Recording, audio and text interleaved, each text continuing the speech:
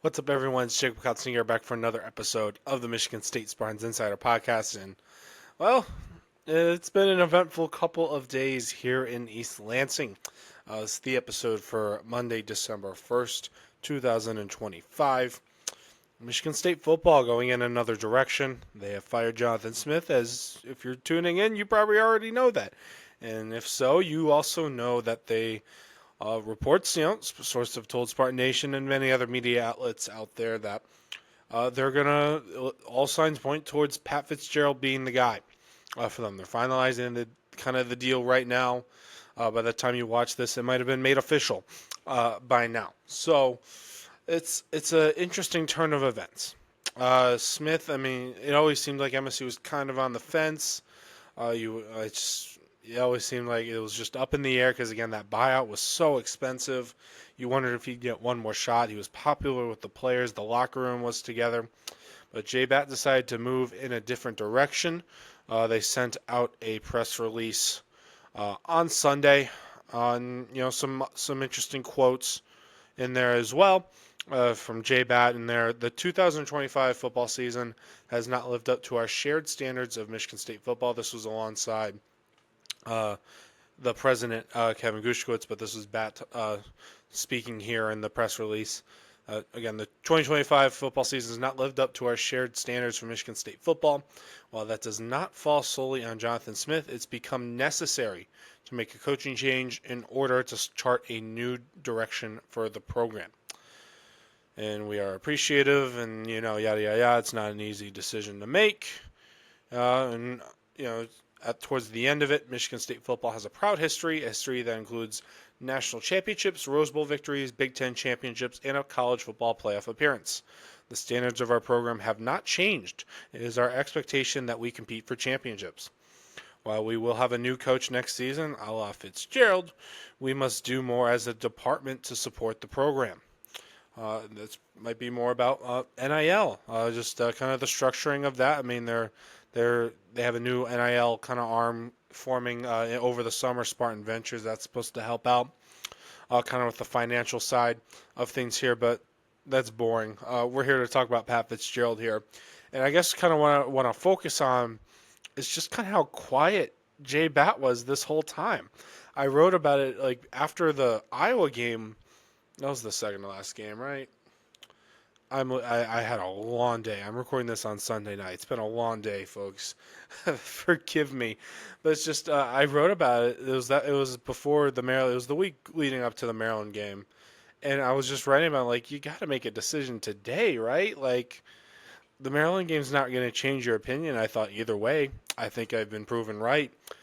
Clearly, since they won and they still fired him, and it's just like why wait any longer? I think it was just like you didn't hear a peep from Batt about which way MSU might be leaning. You didn't hear. It was like airtight. It was like all the decisions being made in the Michigan State Athletic Department were on a submarine down in the Mariana Trench. Like you're not getting there. You're not getting anything.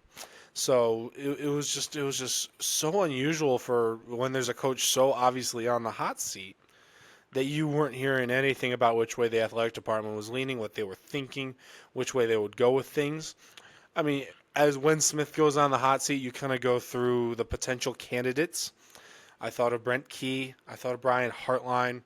Uh, I thought of Pat Fitzgerald. He wouldn't have been even personally, it wouldn't have been my first choice for guys for Michigan State to go get.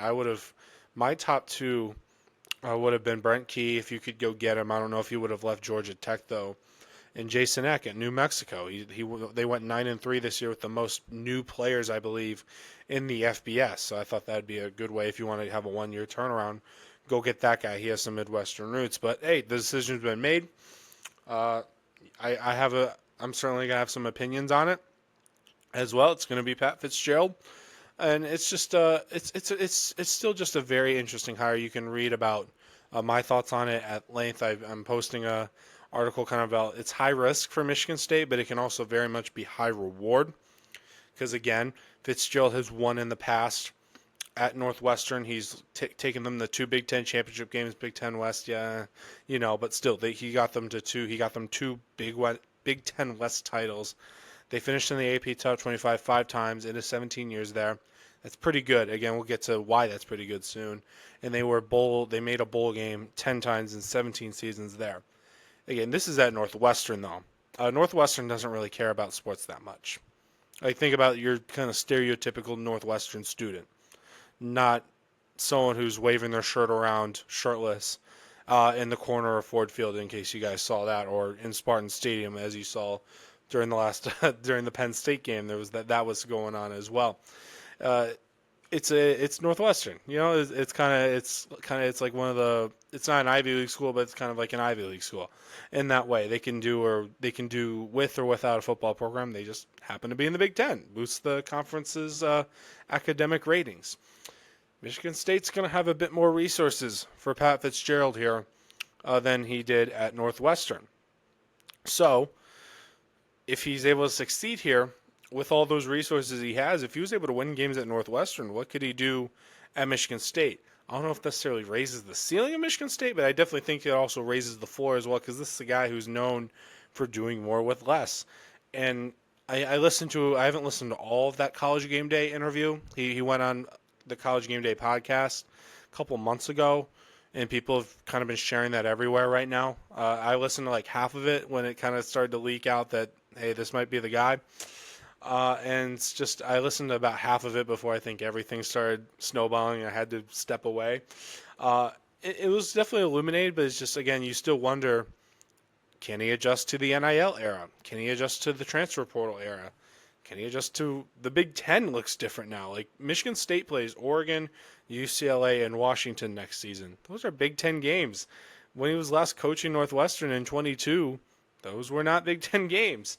So it's just, even though he's been out of coaching for 3 seasons, sport's completely different than it was when he was last out there. It's just, so he needs to be able to evolve. I think he had one particular quote about, you don't see dinosaurs walking around or something like that.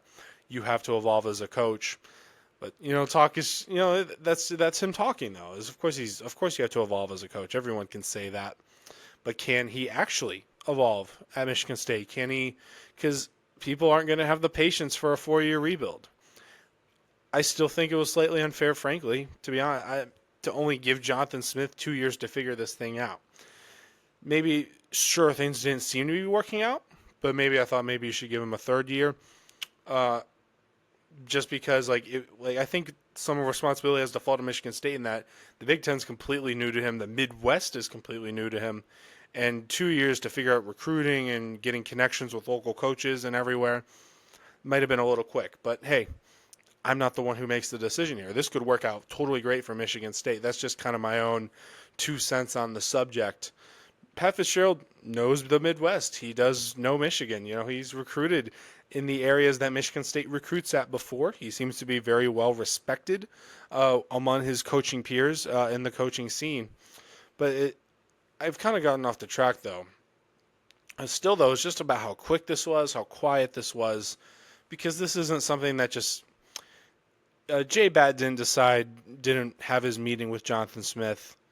I'm presuming that's how it went down. Fire him, and then get Pat Fitzgerald on the phone and say, hey, would you like to coach here? No, this doesn't happen. Because when it's this quick, there's been some back channeling going on. This may have been something that's kind of been wink, wink, nod, nod. We think we're going to do this for a little bit now. And I hope, just for Smith's sanity, because just the human aspect, I hope he didn't know that.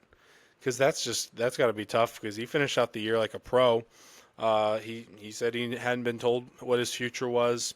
He actually seemed kind of upbeat towards the end, which was kind of interesting. That's why I think I was maybe leaning towards, hey, maybe they are going to keep him. But I was expecting the search to be quick, because the signing day is in a couple of days. I think it opens on December 2nd, 3rd. I think that's when it opens. So it's literally in a couple of days, and the transfer portal's soon, and you need to be able to form a staff here at Michigan State, so these position coaches and the head coach can go recruit guys out of the portal. I was not expecting it to be like an hour and a half before, hey, we're planning to hire Pat Fitzgerald after, Smith has been fired.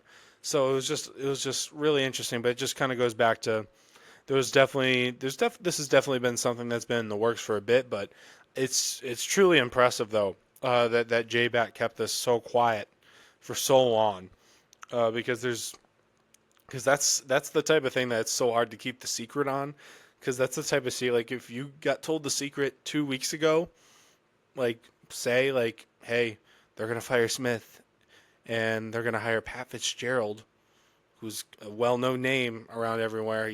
He was fired by Northwestern in a scandal, got his name cleared, and now he's back. I mean, that's a legit story, and like, that's a tough secret to keep to yourself. Like, people kind of, I always kind of think humans have the natural tendency to gossip a little bit. You didn't hear a peep about it until like today, basically. So, but alas, we'll see how Pat Fitzgerald goes. My main concerns are the end of his Northwestern tenure, when he went 4-20 over his last 2 games, and his last full year before that, 2019. He had a great COVID year, I'll give him that, but COVID was weird. 2019, I think they went 3-9 as well, so there was some losing at that back end of that Northwestern career. We'll still see how this one goes. It's a new place, new resources, maybe a new Pat Fitzgerald. Obviously, him and J Bat have talked things, and J Bat's been sold.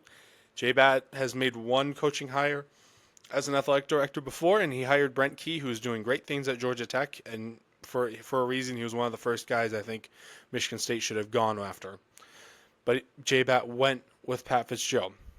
Still, then, we'll keep covering this. There's going to be a lot of transfer portal news probably coming up. Mekhi Frazier's already announced he's going to enter the portal. There will be more following him. I bet you on that. You're just going to see a lot of portal news over the coming months of players going in and out. I'll be sure to kind of maybe put a tracker maybe on the articles to help you keep track of all the new players for Michigan State this offseason, because, again, there's going to be a lot of them. But until next time, though, thank you for listening, whether this is on Apple Podcasts, Spotify, or if you're watching on YouTube right now. Thank you once again. But until next time, I'm Jacob Katsanika. I'll see you guys around.